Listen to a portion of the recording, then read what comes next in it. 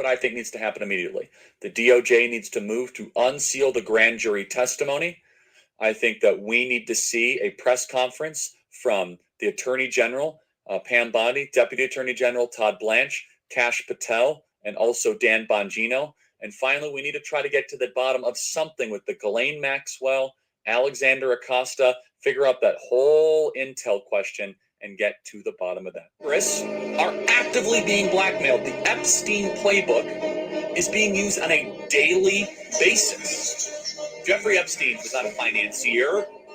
He was not a hedge fund manager. Jeffrey Epstein was a key player in a multi-decade blackmail operation against the most powerful people on the planet. Did you notice the gesture made by the man in the white cap behind Charlie Kirk before his death? 3 signs that nobody noticed indicate that Trump was actually at the event. First, before Charlie Kirk was assassinated at Utah Valley University, a man in a white baseball cap behind him made a suspicious gesture. He adjusted his cap and then touched his ear, and immediately afterward, Kirk was attacked. The fact that the man in the white cap was able to stand so close to Kirk in such a core area is no coincidence. It's highly likely he was deliberately placed there by someone high up or was an insider. Second, the precision of the shooter's attack is equally striking. Shooting from about 200 yards away, this level of accuracy is definitely not something an ordinary person could achieve. It must have been a professional sniper or someone with military training. As of now, the shooter has not been caught, and although the FBI released 2 suspects, there has been no substantial progress, suggesting the shooter had a meticulous escape plan or possibly a protective shield. Finally, before Kirk's death, he had been actively pushing for the release of the Epstein list, but Trump had privately asked him to stop, which Kirk refused. Now, after this unfortunate incident, discussions about releasing the list have significantly cooled, unexpectedly easing the pressure on Trump regarding the list. After the incident, Trump issued a statement unusually quickly and ordered flags to be lowered to half staff until the 14th of September, with a speed that feels as if he knew Kirk's death was coming. Who do you think the mastermind behind this could be?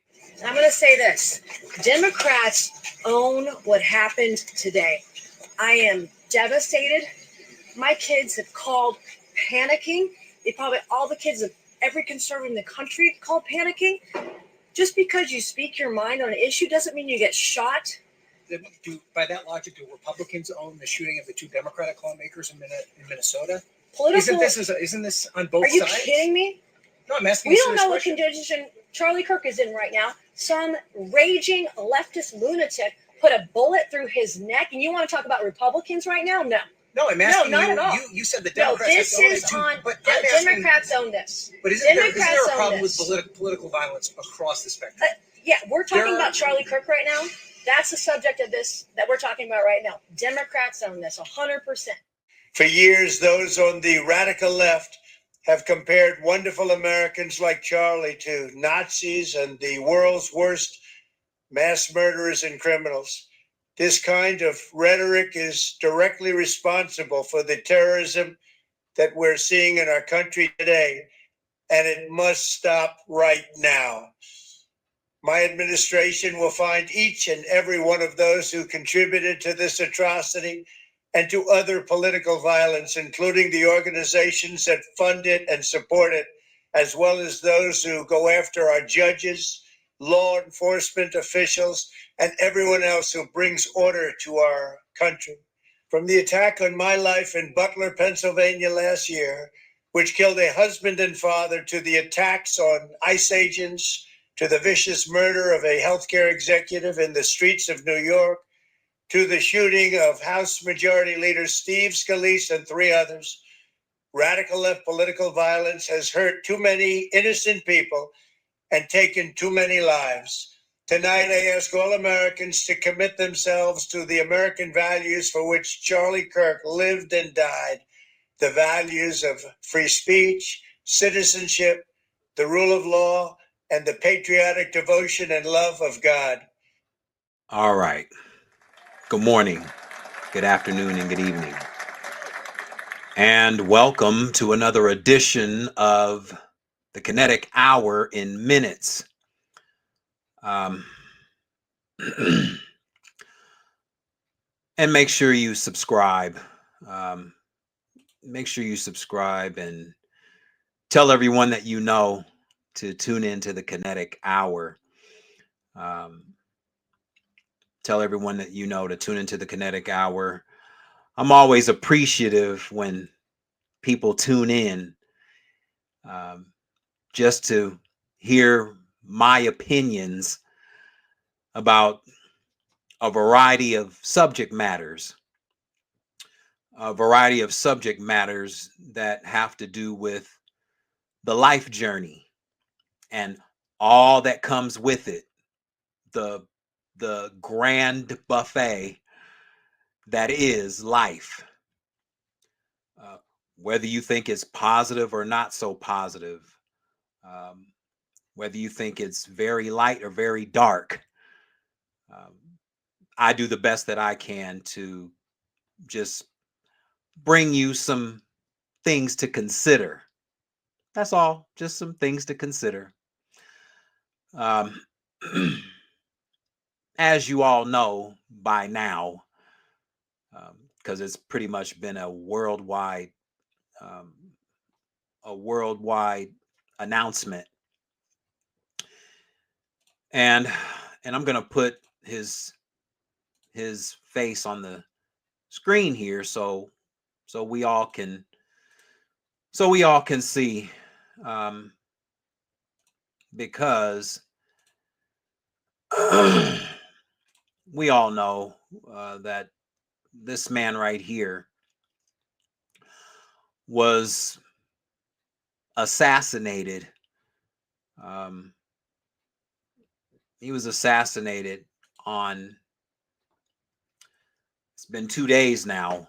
Actually, it's been 2 days. Uh, Charles Kirk. Charles Kirk, um, or Charlie Kirk. Actually, I'm just going to mention his entire name. Charles James Kirk. Charles James Kirk, who was assassinated once again, who was assassinated Martin Luther King style, um, by an assassin's bullet in broad daylight. In broad daylight. And people can say what they want about Charlie Kirk. I don't think I've ever mentioned him on this show. I've mentioned other people that are on the conservative side of the equation when it comes to political and government matters here in America. But I don't think I've mentioned Charlie Kirk until now. Until now. But yeah, he was literally taken out in broad daylight, Martin Luther King style, by we don't know who as of yet. But I do have my speculations on why this occurred. And from the clips that you just witnessed, Charlie Kirk was very outspoken about a number of issues. And I could present about 10 different clips of things that he said over the last year or so that that would be, that are considered or that have been considered controversial. Hell, he's even said some things about black people that look like me, that are worthy of rebuttal, right? But the fact is that we do live here in America, and we do have, well, at least I think we still have something called the First Amendment to the Constitution, um, which allows freedom of speech, freedom of speech, freedom of the press, and freedom of whatever religious practice of your choosing. And because Charlie Kirk dared to stir the pot and amplify it to a degree that, hey, it made people uncomfortable. And many of the things he said got under people's skin, obviously. But I want to take this to a different level and in a different direction, because while many people, and you've already seen it, that people um, on the quote left and on the quote right, what they call liberal and conservative, they've already amped up their um, rhetoric, if you will. They've already amped up their talking points. I mean, they've literally on both sides.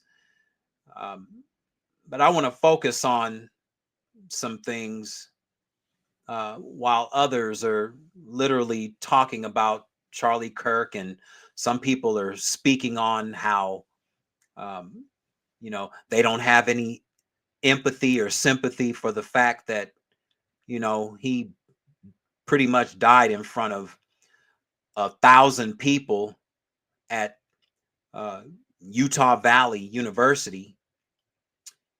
And I just want to point some things out, and I'm going to show a couple of more clips as well.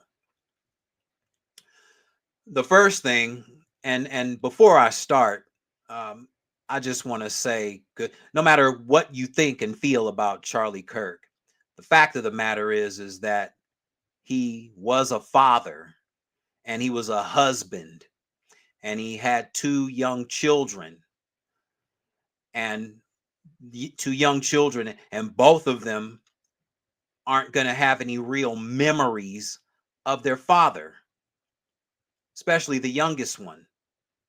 They're going to grow up fatherless. So my condolences go to his family, because whatever it is that you feel or felt about him, all of that is irrelevant right now, because he's no longer here. All of it is irrelevant. He's somewhere else in the universe now. So whatever it is that you thought you felt about him, all of it is irrelevant. I mean, we can talk forever about all the stuff that he said, all the stuff that you thought was racist, all the stuff that you thought was homophobic. We can talk about that all day, but he's no longer here to defend any of that. All we have now are all the things that he's said in the past now. And we can bring up clip after clip after clip and debate it and talk about it and argue about it and fuss and fight about it. But what is it going to resolve, right? What's going to come of it? What's going to come of it? What are going to be the results of it? But I want to go to a few places here. First, because I got 3 sets of notes here. First, I want to go to the incident itself. The incident itself. Actually, first, I want to go to who Charlie Kirk was at the time of his unfortunate assassination. So, who was Charlie Kirk? He was a Christian nationalist. He believed in the Christian faith, and he believed that all of America should follow the Christian faith, that all Americans should follow Christianity, right? Because that was his belief system. That was his belief system. He had what some people would consider inflammatory ideologies. But again, this is America, so he's allowed to do that, whether you agree with it or not. Some claim he was racist. I don't know if he was racist or not. I just saw a clip of Candace Owens crying on her show, talking about how close they were. So was he racist? Possibly. I mean, he did say a lot of things that are questionable about people that look like Candace Owens. But again, he's allowed to speak his piece, right? Because we live in America. And you hear a lot of people talking about how he dropped out of college and, how he's going to the college campuses and debating people that might not have the life knowledge that he does because he passed away at 31 years of age. But the fact that he dropped out of college is irrelevant. There's plenty of people that dropped out of college and they're very successful. Matter of fact, one of them is Adam Mockler, who said he was supposed to have a debate with Charlie Kirk within the next couple of weeks. I'm going to show a post from Dean Withers, who actually went to one of his events a few months back. He wanted to debate Charlie Kirk. And these are young men. These are young men. Charlie Kirk was the founder of what's called Turning Point USA, where because he's younger, in his early 30s, wanted to get more young people to come into the fold of conservative ideas and ideals of life. And he had a pretty big following too. I mean, he had over 4 million subscribers on his YouTube channel. And he had over almost 9 million followers on his Instagram page. So he had a pretty big following, which is the reason why anything and everything that he said cascaded across the nation. And again, because we live in America, he's allowed to do that. Because there's plenty of people on both sides of the political spectrum, as far as influencers are concerned, that have that kind of following. So that's Charlie Kirk in a nutshell. Next, I would just want to talk about the incident itself,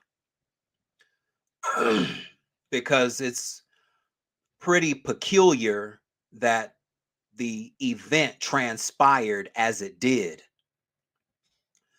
First, it happened at Utah Valley University in the state of Utah, which is an ultra-conservative state, Utah.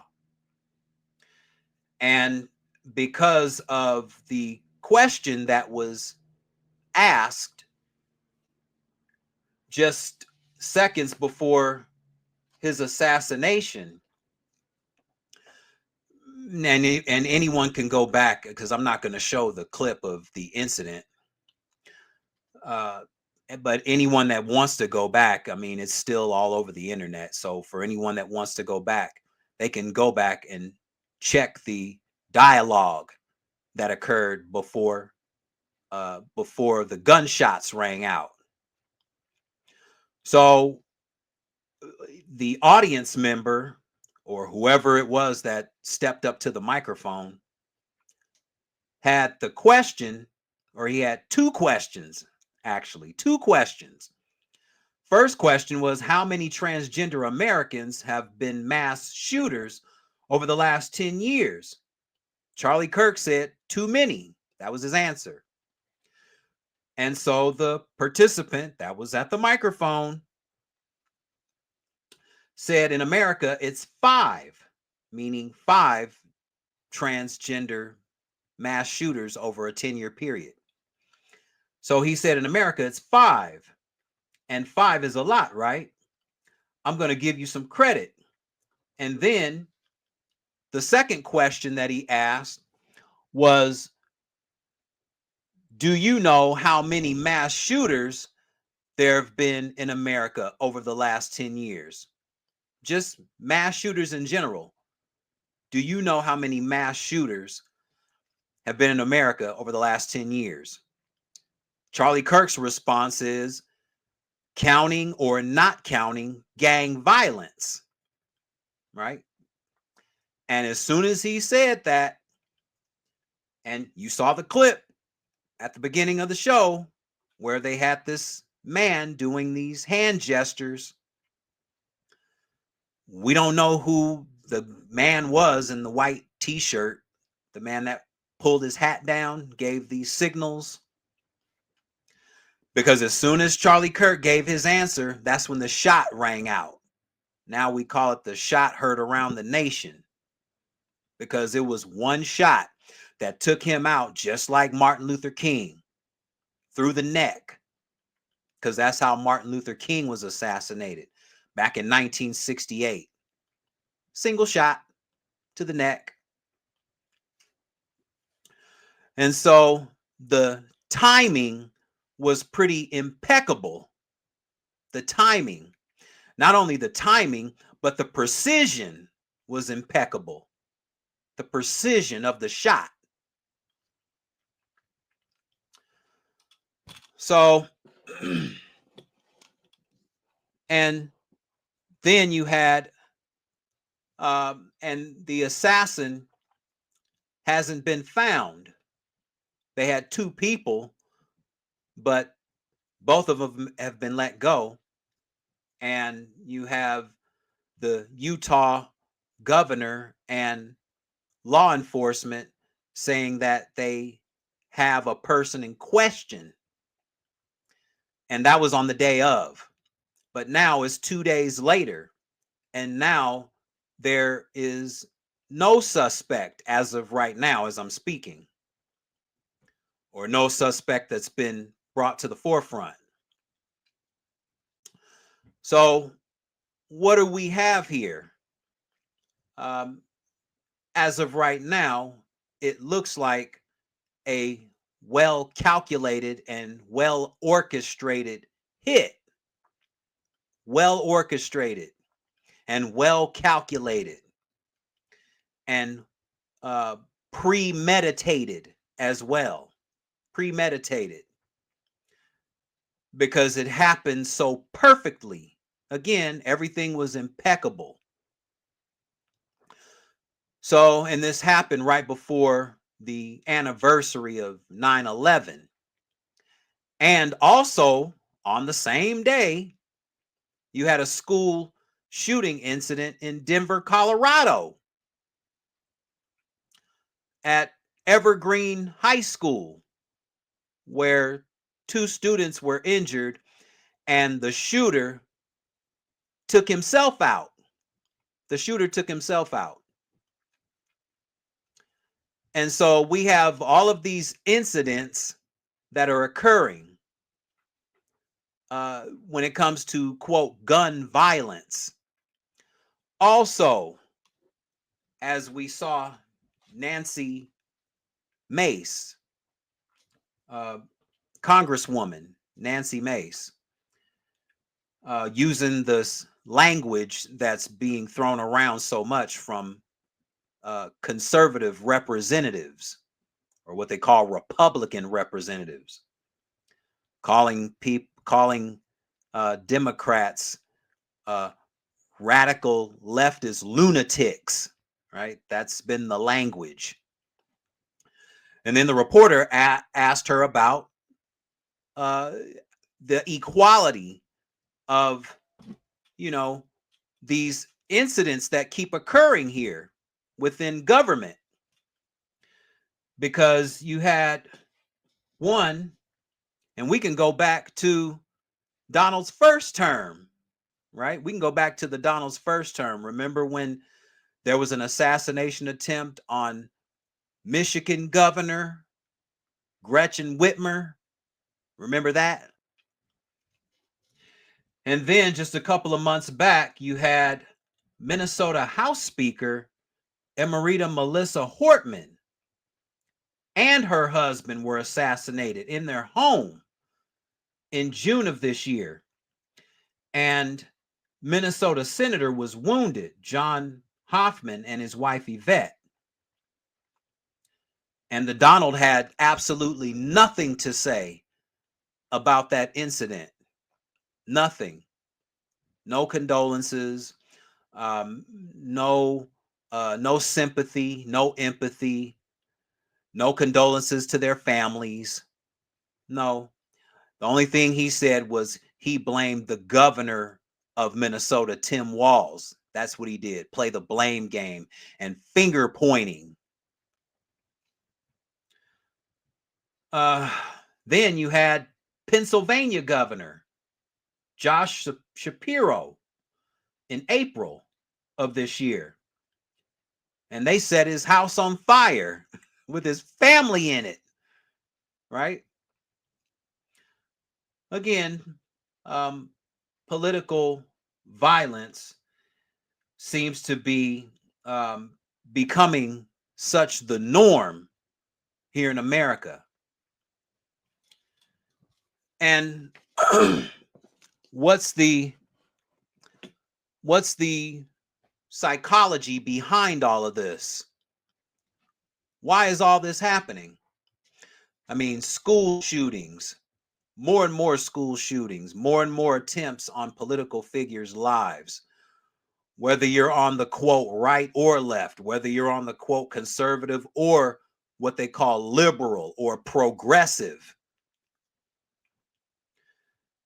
And then the language that's being spoken, as you heard in the opening clip, once again, the president talking about radical left lunatics, as if the belief or as if the notion is that only Democrats commit crime and only Republicans are angelic saints. That's what he wants the entire nation to believe, that only Democrats are into committing crime and Republicans couldn't possibly be involved in even thinking about committing crime, because Republicans are just so angelic and Christian, right? That's the notion that they want you to believe, that only Republicans can be Christians, right? There's not a Democrat in America that can possibly be Christian because they're all lunatics. That's what he wants you to believe. And the more he keeps repeating it, right? In psychology, this is what we call spaced repetition. The more it's repeated over and over and over again, more and more people, it's going to ingrain itself in the brain. And it's going to get certain people to start thinking in a certain way. This is what's called propaganda, right? Through the television, through the radio, through the internet, to get you and I to think a certain way, or to be influenced to think in a certain way. And so you have people like Nancy Mace, who you saw in that clip, saying that, or assuming that the shooter was a radical left lunatic, right? And as you've seen, many of you may have seen that, and it's going to amplify. This is just the beginning. It's going to amplify. You're going to hear more and more and more conservative influencers and conservative political figures. You're going to hear this language saying that all of this is because of Democrats. That's what you're going to keep hearing over and over and over and over again. And what does this do? It creates more division. Creates more division. And I'll say it again, several months ago, I talked about a movie called Civil War. And that's where this could possibly go if we, as collective Americans, people that live here in America, keep falling for all of this dark talk, this dark psychology being repeated over and over and over again, right? And the influence is real, and the influence has been quite effective over the last 4 to 5 years.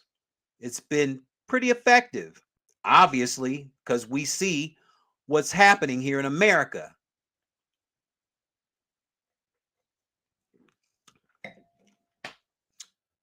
And so, because Charlie Kirk is no longer here, he's no longer with us. I'm going to go here because Charlie Kirk mentioned some things that the Donald literally told him, hey, we don't want you to talk about this anymore. We don't want you to talk about this anymore. And if you go to Charlie Kirk's website or go to his YouTube channel, you'll see that as of just a week and a half ago, almost a little over a week ago, he was still talking about wanting the president to kind of unveil what's been covered for the last several months and the last several years, actually, because no one wants to give the victims any kind of solace or solitude to make them feel good that somebody's on their side, because for the last 20 plus years they've been feeling like no one's been on their side, right? So I'm going to put this up on the screen here. Oh yeah, I'm going to play this clip right here. Here we go. I'm going to play this clip. Actually, I'm going to play two clips. And here's the first one here. I was sold to Joe Biden multiple times.